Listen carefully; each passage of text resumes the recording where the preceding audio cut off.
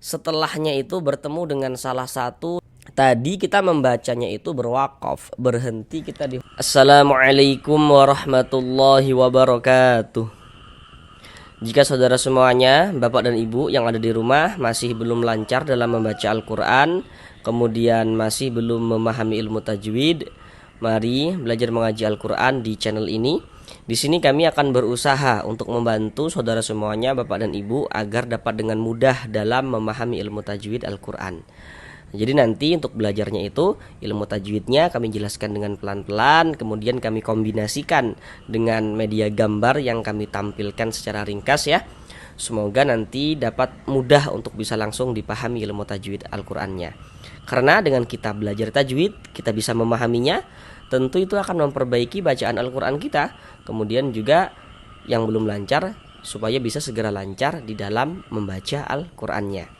Kemudian juga kami selalu mendoakan semoga saudara semuanya, bapak dan ibu yang saat ini sedang berusaha untuk memahami ilmu tajwid Al-Quran, sedang berusaha untuk memperbaiki, untuk melancarkan bacaan Al-Qurannya, semoga senantiasa Allah Subhanahu wa Ta'ala berikan kemudahan.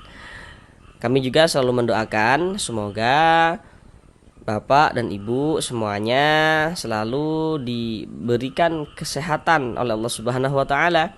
Jika saat ini mungkin ada yang sedang sakit, atau mungkin saudaranya ada yang sedang sakit ya, sama-sama kita doakan semoga Allah Subhanahu wa Ta'ala segera menyembuhkan penyakitnya. Kemudian juga kami selalu mendoakan semoga saudara semuanya, bapak dan ibu, senantiasa diberikan rezeki yang berlimpah dan barokah oleh Allah Subhanahu wa Ta'ala, sehingganya dengan rezeki yang berlimpah dan barokah tersebut kita semakin lebih dekat kepada Allah Subhanahu wa Ta'ala, selalu istiqomah di jalan Allah Subhanahu wa Ta'ala, dan semakin semangat lagi belajar tentang agama, belajar memperbaiki bacaan Al-Qur'annya, dan semoga dengan rezeki yang berlimpah dan barokah tersebut nantinya kita semuanya bisa beribadah umrah dan haji ke tanah suci Mekah bagi yang mungkin belum sampai ke sana gitu. Baik, mari langsung kita mulai belajar mengaji Al-Qur'annya. Marilah bersama-sama kita lanjutkan kembali belajar mengaji Al-Quran kita dengan penjelasan tajwid yang akan kami jelaskan dengan pelan-pelan. Sekarang ini kita masuk pada surah Ar-Rahman ayat yang ke-12. Mari kita baca bersama-sama terlebih dahulu dengan pelan-pelan. Bismillahirrahmanirrahim. Walhabbu dzul 'asfi warraihan. Sekarang mari sama-sama kita bahas tajwidnya dengan pelan-pelan. Yang pertama di sini ada huruf alif lam, setelahnya huruf H. Perhatikan media gambar di layar. Kalau ada huruf alif lam, setelahnya itu bertemu dengan salah satu daripada 14 huruf yang di samping itu, maka hukumnya adalah alif lam qamariyah. Huruf H termasuk salah satu daripada 14 huruf qamariyah kan. Nah, maka ini huruf alif lam bertemu dengan huruf H. Huruf H ini huruf qamariyah, maka ini hukumnya alif lam bertemu dengan huruf H. Huruf H huruf qamariyah, maka hukumnya alif lam qamariyah. Alif lam qamariyah itu disebut juga dengan idhar qamariyah. Nah, karena cara membaca huruf lamnya dibaca idhar qamari. Nah, jadi baca jelas, dibaca terang. Maksudnya itu terbaca huruf lamnya, ada tanda bacanya gitu. Terbaca kan huruf lamnya. Wal habbu dzul. Sama lah ini, alif lam setelahnya huruf ain. Huruf ain termasuk salah satu daripada 14 huruf qamariyah kan. Nah, maka ini alif lam bertemu dengan huruf ain huruf qamariyah, maka ini hukumnya alif lam qamariyah. Maka huruf lamnya dibaca idhar, dibaca jelas. Wal 'asfi warraihan. Kemudian di sini ada alif lam setelahnya huruf ra.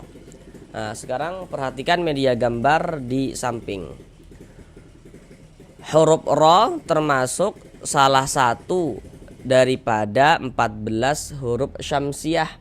Nah, makanya ini alif lam bertemu dengan huruf ro, dikarenakan huruf ro ini huruf syamsiah, maka ini hukumnya alif lam syamsiah.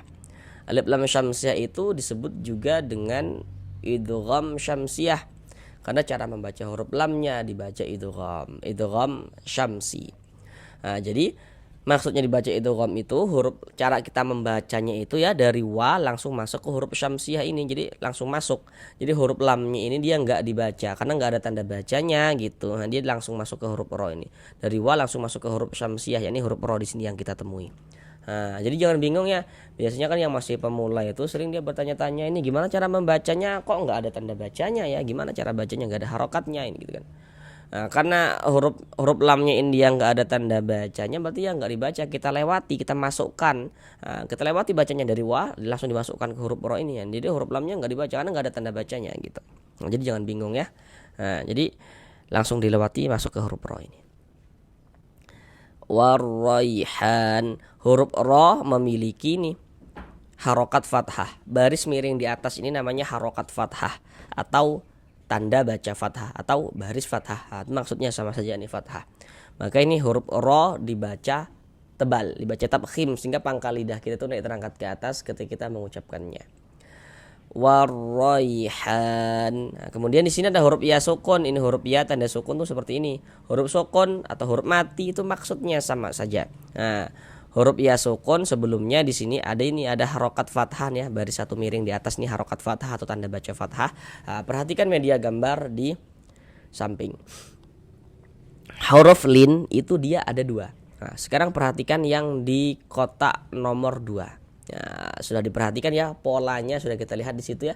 Di kotak nomor 2 itu ada huruf ya sukun, sebelumnya ada harokat fathah, maka itu huruf lin. Nah, contoh dalam bacaan tuh seperti ini. Ada huruf ya, ada tanda sukun. Sebelum ya sukun di sini ada harokat fathah. Nah, maka huruf ya sukun yang sebelumnya harokat fathah, maka huruf ya sukunnya adalah huruf lin. Maka kita baca lunak lembut. Warraihan, han dibaca panjang. Ini kalau misalkan kita tidak berwakaf, tidak berhenti di huruf nun, kita baca, kita wasolkan gitu ya. Warraihanu dan seterusnya kita baca. Maka ha tetaplah menjadi mad tabi'i dan dibaca dengan panjang 2 harokat.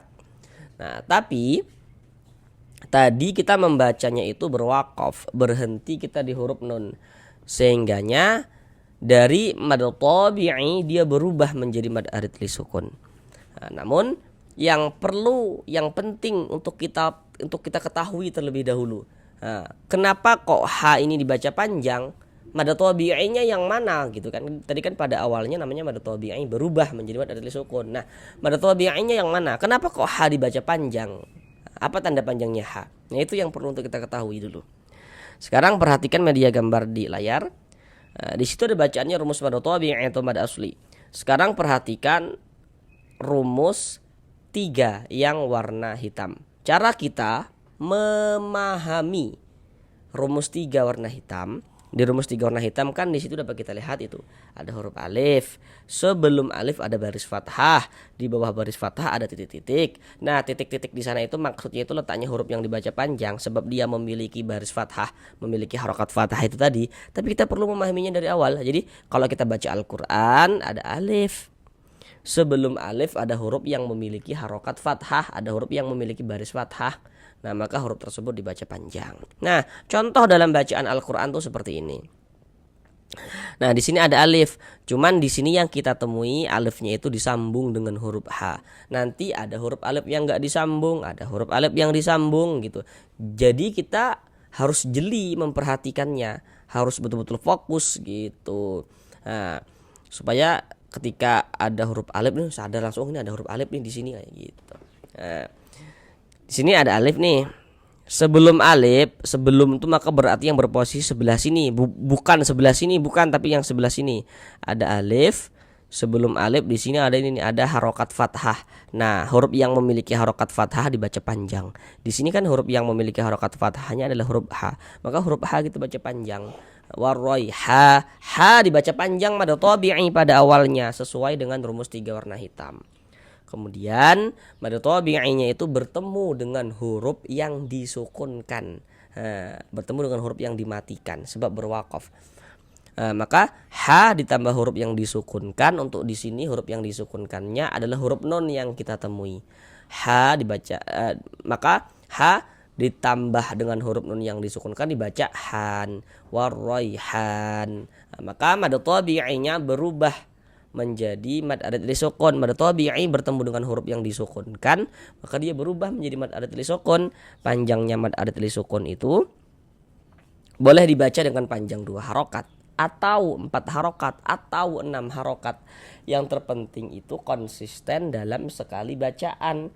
Jadi maksudnya konsisten itu setiap kita membaca Al-Quran, kalau mad arid li sukun kita baca dengan panjang 2 harokat, maka semuanya mad arid li sukun yang kita temui kita panjangkan dengan panjang 2 harokat.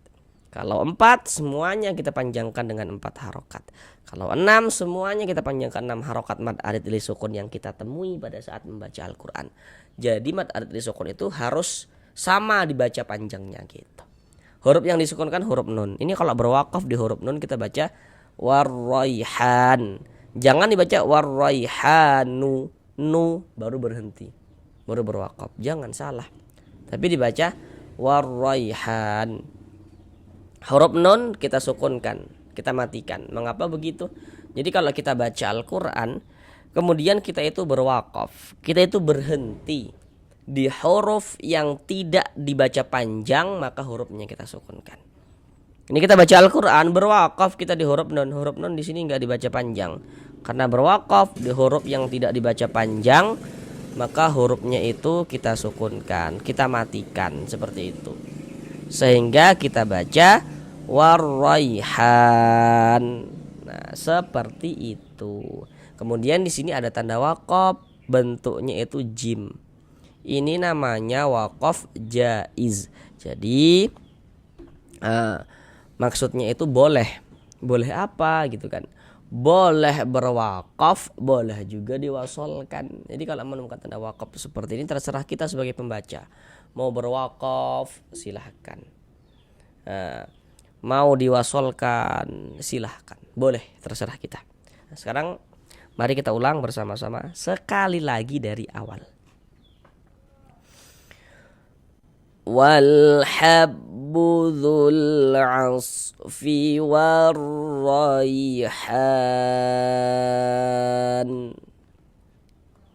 Sampai di sini belajar mengajar Al-Qur'annya. Assalamualaikum warahmatullahi wabarakatuh.